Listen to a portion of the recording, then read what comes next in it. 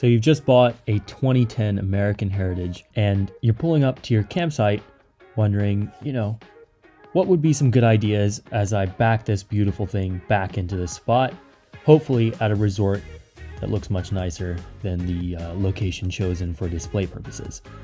But one thing I love doing when I pull up to a campsite, if it seems like it's going to be a somewhat of a tight fit, or if I'm backing in, I will absolutely have Kaya come out and spot me as I back the coach up.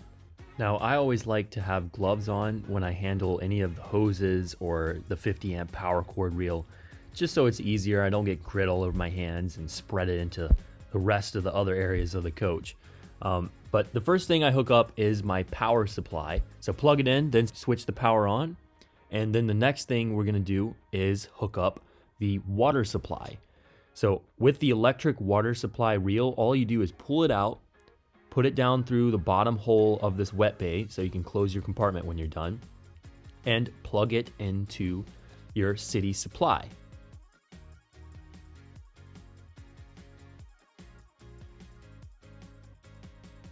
The next thing to do is to plug in our sewer hookup. Once you plug your hose in, you latch your two little levers down, and that's it. It's secured. Make sure that hose is pushed up all the way in there. Now the other end is straightforward. You just open that valve when you want it to dump, plug it in, and you're ready to go. You're set.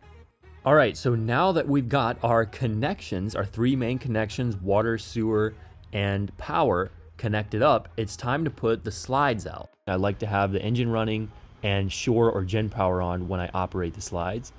And then I put out the small slides first. So basically put out the slides that are on the passenger side of your bus first, and then operate the massive full wall slide on the driver's side of the coach. And remember that full wall slide likes one long hold press on the extend. And as you're pressing and holding it, when you first do it, the two little arms, lock arms, get out of the way. So it will seem like there's no noise or anything, but those arms have to get out of the way, and then the slide will go out. After you have the slides completely deployed, this is the time to adjust your leveling for the coach with either air or hydraulic. Most situations I use air leveling. The only times you want to use hydraulic is if you feel it rocking back and forth, if it's windy for any reason and that's driving you crazy, then you can put your jacks down to kind of stabilize. But most times I like using air leveling. The AquaHot control is pretty straightforward. On the left side of the control, we have our main diesel burner. This will burn diesel from your main fuel tank and provide you with unlimited hot water as well as furnace heat. The tile heat is straightforward and amazing.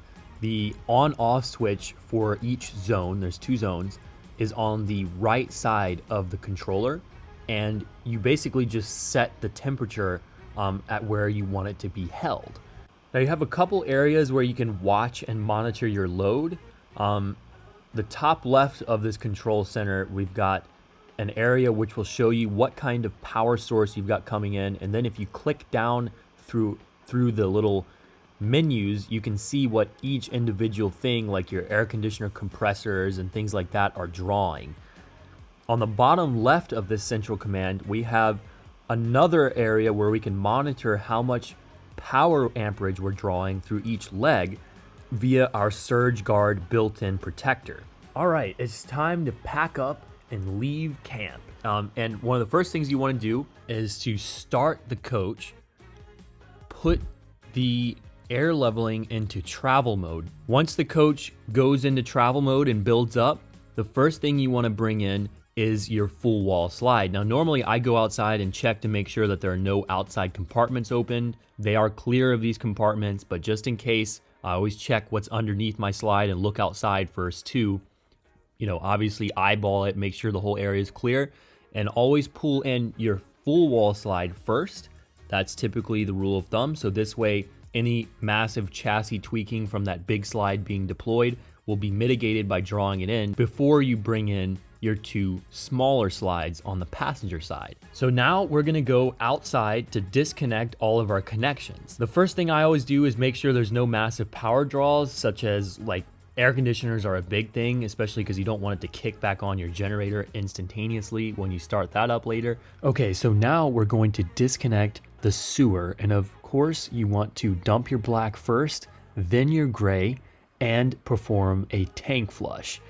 And after we disconnect our sewer, we can go ahead and disconnect our water hose and push the button to electrically reel it back in. Now, I do like to grab this water hose with a rag if you can, especially if the campsite is dusty.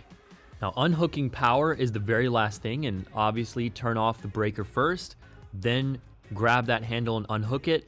And I always try to grab like a towel or a cloth to clean the cable as it goes back in, and it kind of helps the longevity of the 50 amp power cord reel, the electric reel. There's like a little Teflon band in there that sucks it back up. So as you're bringing it in, the head will get slightly caught on that hole that lets the cable out of the coach with your compartment door shut, and you'll just kind of have to work it through there carefully without ripping on the head of your 50 amp power cord. Then you can screw in the little cap, shut your compartment, and you're done with disconnecting all the outside connections. The last thing I do before leaving a campsite, I always go and kind of slightly pull on all the outside compartment bays to make sure they're all properly latched. All right, now that we've packed it all in, it is time to hit the open road that has boundless experiences to be had and memories to be made. I hope you enjoyed this. I know I did. Setting up a beautiful American coach is always a lot of fun.